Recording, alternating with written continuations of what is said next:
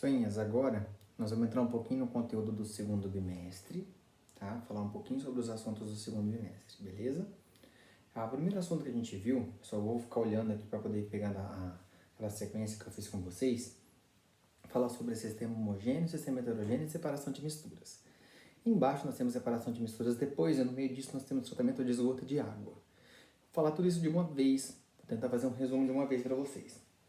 Quando eu falo um sistema homogêneo, gente, é quando eu misturei coisas, misturei substâncias e eu não consigo vê-las mais isoladamente.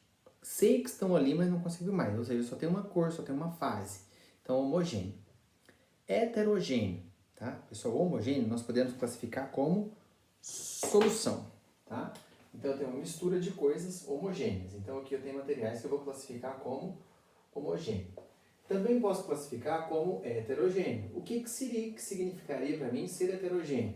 Quando eu coloquei duas ou mais coisas juntas e eu consigo ver ela. Então aqui eu tenho apenas uma fase, aqui eu tenho duas ou mais fases, duas ou mais cores, se eu consigo visualizar, é perceptível para mim isso, tá? Quando a gente fala sobre tudo isso, nós temos uma classificação que eu falei com vocês, que é a classificação com relação ao tamanho da partícula. Quando eu misturei duas coisas, por exemplo, sal em quantidade dissolvível, vamos falar assim, tá? Que consegue se dissolver naquela quantidade de água. Eu coloquei sal na água e o sal dissolveu total. Então eu tenho sal mais água. Isso daqui eu classifico como solução. Por que solução? Porque eu não consigo mais identificar o sal ali dentro. Claro, gente, com sabor eu consigo fazer e saber qual que é, tá? Mas ali eu não consigo determinar, não consigo ver mais o sal ali. Então eu vejo uma coisa única, então o sal desapareceu. A água potável, a água que nós tomamos é uma água desse jeito, porque ela tem vários sais dissolvidos, todos os sais minerais estão dissolvidos nela. Então ela é uma solução, beleza? Ela é uma solução. Não dá mais para eu ver as partes que estão nela. Existem alguns outros materiais, como por exemplo, areia mais água. Areia mais água, nós temos o quê? Ele é um agregado ou suspensão. Vai ter um desses dois nomes. O que é um agregado ou suspensão? É quando eu coloquei duas coisas juntas, mas elas não se misturam. Por que aqui não se mistura? Porque a partícula da areia ela é tão grande que ela não consegue se dispersar, ou seja, se misturar ali no meio das moléculas da água.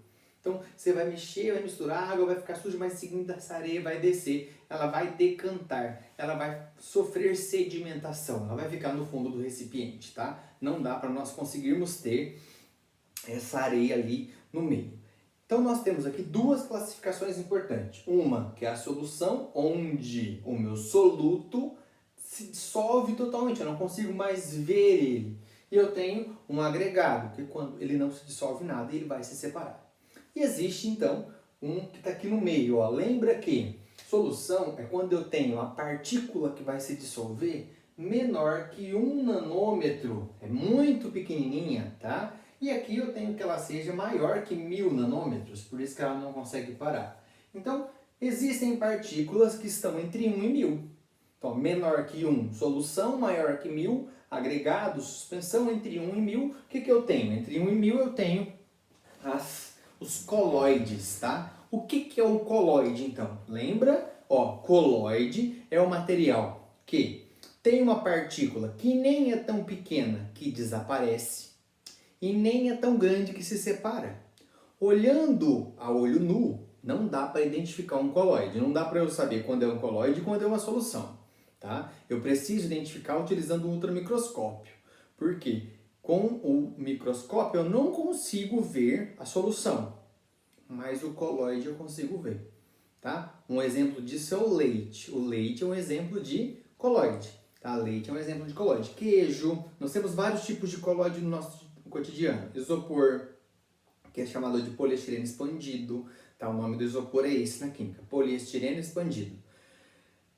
Leite, gelatina, queijo, chantilly, sorvete, tinta, todos esses materiais que eu falei aqui, eles entram na classificação de coloide, onde eles parecem ser homogêneos, mas na verdade eles são heterogêneos. Então, existem materiais com essa característica. A gente quase não ouve falar, né, dessa característica, mas ela existe, que então é o coloide. Então, o que é um coloide? É quando eu tenho uma partícula que vai estar entre 1 e 1000 nanômetros. Então, ela nem é tão pequena que ela desaparece como sal e água, e nem é tão grande que ela se separa como areia e água. Então, vamos colocar, quem que eu tenho? Ó, leite, gelatina,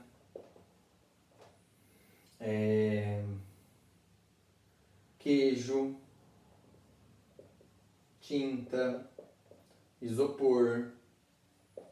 Temos várias, pessoal, mas eu preciso que vocês entendam o conceito, tá? O que seria esse conceito? Tá? O que é o coloide, então? O coloide é uma partícula que ela existe, mas não dá para eu ver ela, tá? E ela não vai... Não dá para eu ver ela a olho nu, mas se eu colocar o microscópio eu vou conseguir enxergar ela.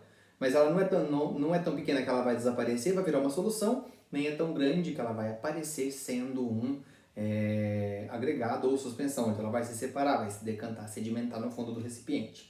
Só vou parar esse aqui, vai ficar muito extenso esse, e vou fazer um próximo falando sobre as separações de mistura.